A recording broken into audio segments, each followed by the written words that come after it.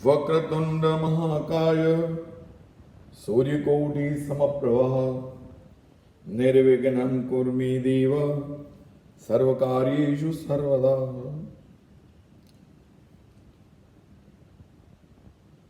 समस्त भारत के धर्मानुसार हमारा भारतवर्ष पूरे धरातल का मंदिर है। पश्चिमी देश विलासिता के देश हैं। जैसे आपके घर में एक मंदिर होता है, वहां पर केवल आध्यात्मिक शक्ति को चेतनामय बनाया जाता है, मंत्रों के माध्यम से, हवन के माध्यम से, शांति से बैठ करके एकाग्र चित्त से हर धर्म अनुयायी अपने घर में एक ऐसा स्थान रखता है ईशान कोने में, जहां पर उससे आध्यात्मिक चेतना मिलती है। तो पूरे पृथ्वी के धरातल को अगर देखा जाए तो भारत एक ऐसा स्थान है जहां पर भौतिक और आध्यात्मिक दोनों सुखों का समन्वय है। और यही कारण है कि हम कठिन से कठिन परिस्थितियों को भी सहन करने, लड़ने और विजय प्राप्त करने में सफल होते हैं। ज्योतिष एक सच्चा सौरमंडलीय गणित है। हमारे शरीर में ही सारे ग्रह हैं। सूर्य हमारी आत्मा है, जिससे हमें चैतन्य शक्ति मिलती है, हमारा शरीर चलता है। चंद्रमा हमारे शरीर में मन है, बहुत ही चंचल होता है। आप अभी यहां बात कर रहे हैं, एक सेकंड में आपका मन कहीं और चला जाता है। बुध जो है वो बुद्धि है कि आप कितने इंटेलिजेंट हैं, आपके अंदर बुद्धि लब्धि कितनी है। मंगल आपका जो है वो रक्त प्रवाह है, आप किस मिजाज के हैं, आप गर्म मिजाज के हैं, ठंडे मिजाज के हैं। मंगल जो है वो आपके रुधिर की गति को बताता है शरीर में। गुरु आपके गुण को बताता है, आप गुणवान हैं, आप सोबर हैं, आपके अंदर कितने अच्छाई हैं। बुद्धिमान होना अलग बात है, गुणवान होना अलग बात है। एक गुणवान व्यक्ति बुद्धिमान नहीं भी हो सकता है और एक बुद्धिमान व्यक्ति गुणवान नहीं भी हो सकता है, लेकिन गुरु से हमें गुण प्राप्त होते हैं। शुक्र से हमारी विलासिता का पता लगता है। आपके शरीर के अंदर काम, वासना, विलासिता, रहने के तौर तरीके, संगीत, कला, आपका मन क्या कहता है, इस संबंध में वो सारा शुक्र आपको विलासिता प्रदान करता है। विलासिता में भौतिक सुखों के अलावा आपकी विवेक बुद्धि भी आ जाती है। इसलिए शुक्र जैसा कोई ग्रह नहीं है अच्छा। शुक्र हमेशा सुख प्रदान करने वाला ग्रह होता है, हमारे शरीर में ही ऐसा। शनि हमारा फिजिकल स्ट्रक्चर है, हम कितने मजबूत हैं, हम कितने कमजोर हैं, वो शनि की शक्ति हमारे शरीर में हमें दर्शाती है। राहु और केतु एक्चुअली एक दो ध्रुव हैं, अलग अलग दोनों उसके हैं, एक ही ग्रह के दो पार्ट हैं और वो हमेशा वक्री चलते हैं, उल्टे चलते हैं। उसे हम हमारे जीवन का काल कहते हैं, समय कहते हैं, जन्म से मृत्यु तक, इसीलिए वो उल्टा चलता है हमेशा। अब उन शरीर की शक्ति सब में अलग अलग होती है। हर व्यक्ति अपने कर्मों के हिसाब से उस शक्ति को प्राप्त करता रहता है। मनुष्य शरीर प्राप्त करता है, ये एक ही योनि ऐसी है जहां आप ईश्वर को प्राप्त कर सकते हैं। और मनुष्य जन्म भी ईश्वर प्राप्ति के लिए ही होता है वास्तव में। तो हम यहाँ करके भौतिक सुखों में इतने लिप्त हो जाते हैं और हमारे संसार में इतने लुप्त हो जाते हैं कि हमें भूल जाते हैं कि हमें ईश्वर से मिलना है, और इसीलिए हमारे दुख प्रारंभ हो जाते हैं। और हमारी आध्यात्मिक शक्ति का सबसे बीजारोपण पहले ही कर दिया गया है कि आप निष्काम कर्म करो। निष्काम कर्म का अर्थ होता है कर्म तो करना ही है, लेकिन उस कर्म के पीछे आपका इंटेंशन स्वयं के सुख का नहीं होना चाहिए। परमात्मा ने आपको अपने स्वयं के कर्मों द्वारा दूसरों को सुखी करने के लिए भेजा है। आपका कर्म जो है वो आपकी ऊंचाइयां दर्शाता है। इसीलिए गीता में निष्काम कर्म को करने के लिए कहा गया है।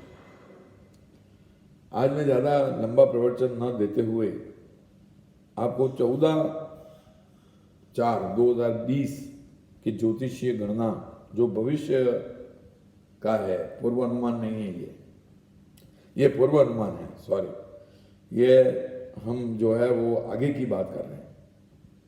कोरोना फैल जाने के बाद कई ज्योतिषियों ने अपने अपने अलग अलग दृष्टिकोण दिए, लेकिन वो औपचारिकता है।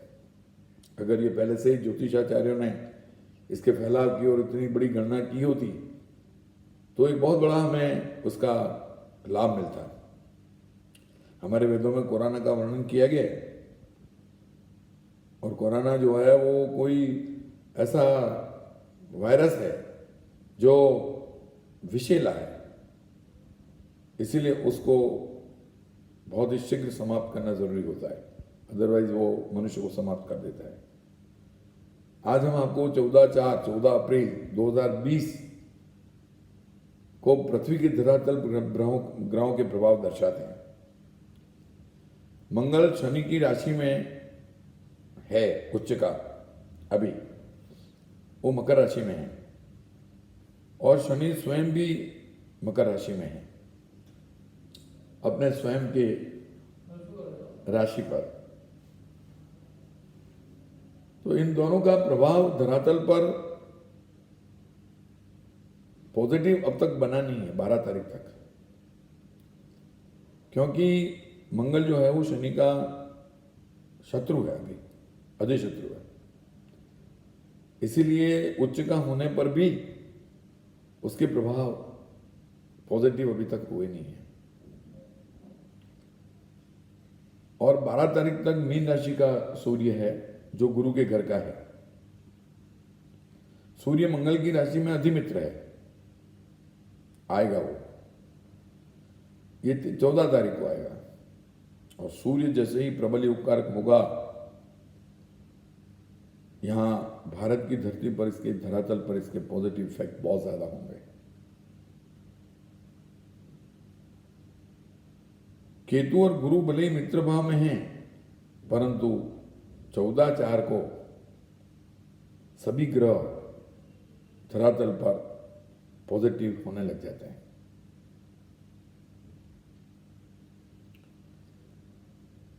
अभी भी कालसर्प दोष का प्रभाव धरातल पर है। आरद्रा नक्षत्र पर राहु का प्रभाव है, इसीलिए इसके फैलाव को बहुत ही धीमी गति से आपको कम होने लगेगा, अति शीघ्रता से कम नहीं होगा। कालसर्प दोष की समाप्ति होते ही, जैसे ही चंद्र है, शुक्र है, बुध है, वो आगे की राशि में चल जाएंगे, कर्क राशि में आ जाएंगे, मिथुन से आगे आ जाएंगे, उस समय ये कालसर्प दोष समाप्त हो जाता है। 14/4/2020 से